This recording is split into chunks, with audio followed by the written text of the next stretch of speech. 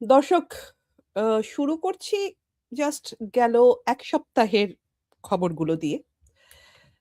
আ তো একটি ১০ বছরের শিশু, একটি ১২ বছরের ছেলে শিশু, একটি ৪র্থ শ্রেণীর স্কুল ছাত্রী, একটি ১৩ বছরের কিশোরী, একটি ১৫ বছরের কিশোরী, একজন প্রতিবন্ধী কিশোরী, একজন গৃহবধূ, একজন মা, একটি ৪ বছরের শিশু, একটি ৫ বছরের শিশু, একটি ৬ বছরের শিশু, একটি ৭ বছরের শিশু। খবরগুলো আলাদা, আলাদা জেলা থেকে এসেছে। নেত্রকোনা, ময়মনসিংহ, কুমিল্লা, নোয়াখালী, ভোলা, ঠাকুরগাঁও, পটুয়াখালী, বগুড়া, লালমনিরহাট, চট্টগ্রাম। তো দেশের এক প্রান্ত থেকে দর্শক আরেক প্রান্ত।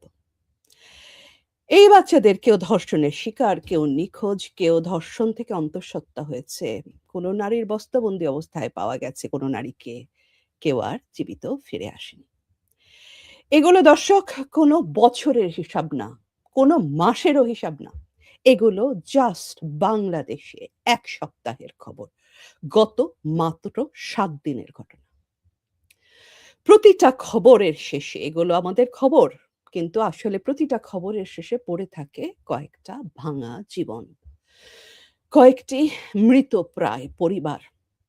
একটি অমানবিক ব্যর্থ রাষ্ট্র আর তার চেয়েও ব্যর্থ নেতৃত্বের সাক্ষ্য দেয় এই ঘটনাগুলো। দর্শক, আমরা প্রায়ই জিজ্ঞাসা করি, দেশের জিডিপি কত? রিজার্ভ কত? বাজেট কত?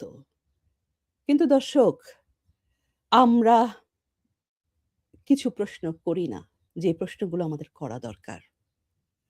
একটি দেশের প্রকৃত অবস্থা মাপা হয় কোথায় দর্শক? স্টক এক্সচেঞ্জে, নাকি সেই দেশের সবচেয়ে অসহায় মানুষগুলো কতটা নিরাপদ সেখানে? কারণ কোন সমাজের সভ্যতার দর্শক আসল পরীক্ষা হয় তার শিশুদের জীবনে, তার মেয়েদের জীবনে, তার মায়েদের জীবনে। এখন প্রশ্ন হলো দর্শক, কেন আমরা বারবার এই ধরনের খবরগুলো দেখছি? ধর্ষণের মহামারী কেন দেখছি? শিশুদের প্রতি এই অপরিসীম নজিরবিহীন নৃশংসতা কেন দেখছি? আসুন আমরা প্রশ্নগুলোর একটু উত্তর খোঁজার চেষ্টা করি। ১ম প্রশ্নটি দর্শক, সেটা হলো দেশে আইনের শাসনের আসল অবস্থাটা কি? এই যে পিশাচ মহাজন একজন ছিলেন বাংলাদেশে, সেই ইউনূসের জমানা থেকে এখন পর্যন্ত এই গত ২ বছরেরও অধিক সময়ে আমরা কি দেখছি? আমরা দর্শক মববাজি দেখেছি, আইনের শাসন নিজের হাতে তুলে নিতে দেখেছি, প্রতিপক্ষকে পিটিয়ে মারার যে ঘটনা, অমানবিক নিষ্ঠুর ঘটনা সেগুলোকে ন্যায্যতা দিতে দেখেছি। রাষ্ট্রের চেয়ে তথাকথিত জনতা বা তৌহিদি জনতার যেই শাসন সেটাকে বড় করে দেখানোর চেষ্টা দেখেছি। যৌন নিপীড়ককে দর্শক ফুলের মালা পরিয়ে সম্বর্ধনা দিয়ে ছাড়িয়ে আনার ঘটনাও আমরা দেখেছি। তো দর্শক, আইন তো শুধু বইয়ের পাতায় লেখা কিছু ধারা নয় দর্শক। আইন আসলে একটা জাতির মানসিক অবস্থা। মানুষ যখন বিশ্বাস করে অপরাধ করলে শাস্তি হবে, তখন কিন্তু দর্শক আইন কাজ করে। আর যখন মানুষ বিশ্বাস করতে শুরু করে যে শক্তি, দল বা পরিচয় থাকলে অনেক কিছু করেও পার পেয়ে যাওয়া যায় দর্শক, তখন কিন্তু আইন দুর্বল হয়ে যায়। একটি সমাজে যদি এই বার্তা ছড়িয়ে পড়ে দর্শক যে নিয়মের চেয়ে শক্তি বড়, আইনের চেয়ে দল বড়, বিচারকের চাইতে জনতা বড়, তখন স আ কি হয় দর্শক? ঠিক তাই হয় যা আমরা এখন দেখছি। যখন সমাজে এই বার্তা পৌঁছে যায় যে আইনের শাসন নেই, শক্তিই শেষ কথা, তখন সবচাইতে বেশি বিপদে পড়ে কারা দর্শক? বিপদে পড়ে নারী, শিশু আর সংখ্যালঘু মানুষেরা। সব যুগে, সব দেশে তাই হয়েছে। গত ২ বছরে দর্শক আমরা অনেক ঘৃণা দেখেছি। এটা যেকোনো রাজনৈতিক নেতাকে দর্শক সমালোচনা করা যায়। যেকোনো রাজনৈতিক দলকে চাইলে আপন করে নেওয়া যায়, প্রত্যাখ্যান করা যায়। এটা কিন্তু একটা গণতান্ত্রিক রাষ্ট্রে মানুষের অধিকারের মধ্যে পড়ে দর্শক। কিন্তু গত ২ বছরে আমরা কি দেখেছি? আমরা কোনো রাজনৈতিক সমালোচনা দেখিনি দর্শক। আমরা দেখেছি ব্যক্তিগত অপমানের একটা সংস্কৃতি তৈরি হতে। আমরা এমন সব আচরণ দেখেছি যেগুলোর উদ্দেশ্য ছিল একজন নারী রাজনৈতিক নেত্রীকে রাজনৈতিকভাবে পরাজিত করা নয় দর্শক। সেই সক্ষমতাও এই দেশের কোনো নেতার কখনো ছিল না, আজও নেই। আমরা যেটা দেখেছি সেটা হচ্ছে তাকে ব্যক্তিগতভাবে অপমান করার, হেয় করার এক ধরনের সংস্কৃতি, এক ধরনের রাজনীতি। গণভবন লুট, এক বর্ষিয়া নারী নেত্রী, বাংলাদেশের সবচেয়ে যোগ্য, সবচেয়ে শ্রদ্ধার অধিকারী যেই মানুষটি, তাকে যেভাবে রাষ্ট্রের মদদে দর্শক অপমান করা হয়েছে। মঙ্গল শোভাযাত্রার মধ্যে মতো একটি অনুষ্ঠানকে কলঙ্কিত করা হয়েছে এই মাতৃসম শ্রদ্ধেয় মানুষটিকে অপমান করতে। তিনি হয়তো আমাদেরকে ক্ষমা করবেন কারণ তিনি শেষ বিচারে বঙ্গবন্ধুর কন্যা। তার পিতা এই রাষ্ট্রটিকে তৈরি করেছিলেন। এই রাষ্ট্রটিকে আমাদেরকে উপহার দিয়েছিলেন। তো তিনি অসীম ক্ষমাশীল। তিনি হয়তো ক্ষমা করবেন আমাদেরকে। কিন্তু ইতিহাস কিংবা এমনকি ঈশ্বরও কি এই জাতিকে ক্ষমা করবে? আমার মনে হয় করবে না দর্শক। আরেকটি জিনিস দেখুন দর্শক।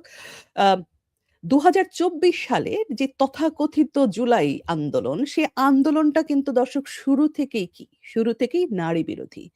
শুরু থেকেই সেখানে নারী কোটা এবং মুক্তিযুদ্ধের উত্তরাধিকার, মুক্তিযোদ্ধা এবং রাষ্ট্রের প্রতিষ্ঠিত কাঠামোর বিরুদ্ধে এক ধরনের ক্ষোভ কিন্তু আমরা সেই আন্দোলনের যারা অংশ নিয়েছিল তাদের মধ্যে দেখেছিলাম। তো দর্শক, যেই সমাজ তার মুক্তিযুদ্ধের ইতিহাসকে ছোট করতে শুরু করে, যেই সমাজ রাষ্ট্রের ভিত্তি নির্মাণকারী মানুষদের সম্মান নির্দ্বিধায় পড়ে, আ যেই যেই আন্দোলন শুরুই হয়েছে নারী কোটার বিরুদ্ধে, সেই সমাজে তো আজকে নারীরা ধর্ষিত হবে, এটাই খুব স্বাভাবিক, তাই না দর্শক? বাংলাদেশের নারীরা বহু দশকের সংগ্রাম করে শিক্ষা, কর্মসংস্থান, প্রশাসন, ব্যবসা এবং রাজনীতিতে কিন্তু নিজেদের জায়গা তৈরি করেছেন দর্শক। কিন্তু একই সঙ্গে এটাও সত্য যে বাংলাদেশের অভ্যুদয়ের আগের থেকেই এই সমাজে এমন কিছু শক্তি ছিল এবং আছে যারা নারী স্বাধীনতাকে, নারী নেতৃত্বকে কখনোই সহজভাবে নেয়নি। যারা নারীকে সমান নাগরিক হিসেবে নয়, বরং এক ধরনের নিয়ন্ত্রণের বিষয় হিসেবে দেখতে অভ্যস্ত। দর্শক, যারা বাল্যবিবাহকে স্বাভাবিক মনে করে, তারা শিশু এবং নারী অধিকারকে কি চোখে দেখে, সেইটি কি আমাদের বুঝতে খুব অসুবিধা হয়? যেই সমাজে একটি শিশুকে বিবাহযোগ্য মনে করা হয়, সেখানে সেই শিশুকে যৌন আকাঙ্ক্ষার বস্তু হিসাবে দেখার মানসিকতাটা তৈরি হওয়া কি খুব অস্বাভাবিক দর্শক? ইতিহাস তো আমাদেরকে শেখায়। আমাদের মুক্তিযুদ্ধের সময় থেকে আমরা জানি যখনই ধর্মীয় মৌলবাদ এবং সামাজিক রক্ষণশীলতা রাজনৈতিক শক্তি হিসাবে প্রভাবশালী হয়েছে, তখন নারী অধিকার নিয়েও কিন্তু দর্শক উদ্বেগ বেড়েছে।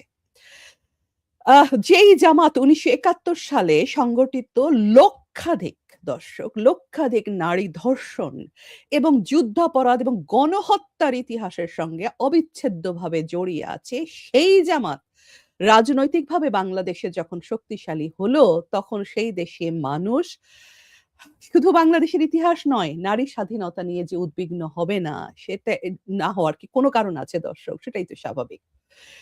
যারা নারীর স্বাধীনতা, নারীর নেতৃত্ব, নারীর অধিকার এবং সমাজে নারীর অধিকারের ধারণার বরাবরের বিপক্ষে, তাদের প্রভাব বাড়লে নারী নিরাপত্তা নিয়ে প্রশ্ন বাড়বে। সেটাই তো স্বাভাবিক দর্শক, তাই না? তো এখন শেষ করে এটা দিয়ে যে এই যে ধর্ষণের মহামারী, বিএনপি এটাকে থামাতে পারছে না কেন? না পারাটাই স্বাভাবিক দর্শক। কারণ আমি আসলে ব্যক্তিগতভাবে যদি বিএনপি এটা পারত, তাহলেই আমি বরং আশ্চর্য হতাম। লক্ষ্য করুন দর্শক, যাদের সাথে নিয়ে বিএনপি আন্দোলনে গেছে এবং শেষ পর্যন্ত টপ করে ক্ষমতায় বসে পড়েছে, সেই শক্তিগুলো তো কোনটাই কোনদিন নারী বান্ধব ছিল না দর্শক। আর অন্যদিকে বিএনপি এবং তার নেতাকর্মীরা নিজেরাই এই ধর্ষণের সঙ্গে অনেক সময় জড়িত বলে কিন্তু খবর আসছে। এবং তাদের অতীত ইতিহাসও কিন্তু একই কথা বলে দর্শক।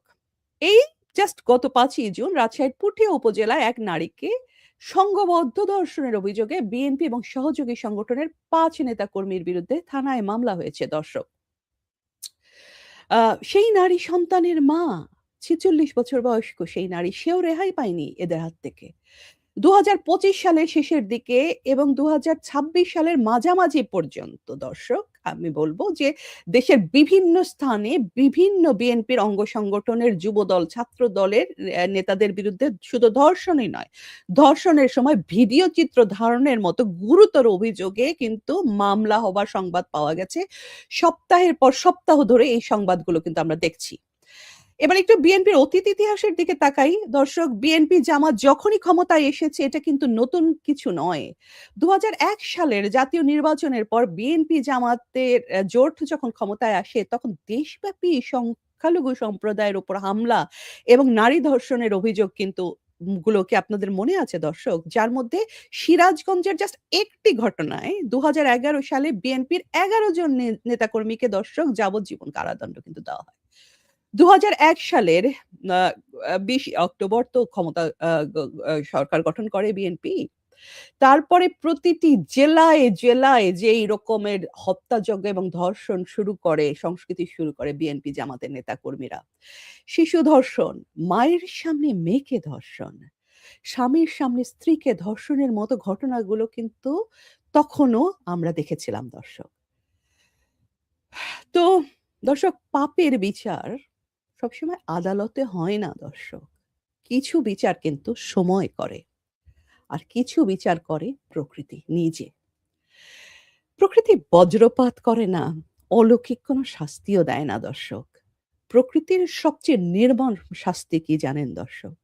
নির্মম শাস্তি হলো মানুষকে একদিন তার নিজের বানানো পৃথিবীতেই, নিজের বানানো সমাজেই বাস করতে বাধ্য করা।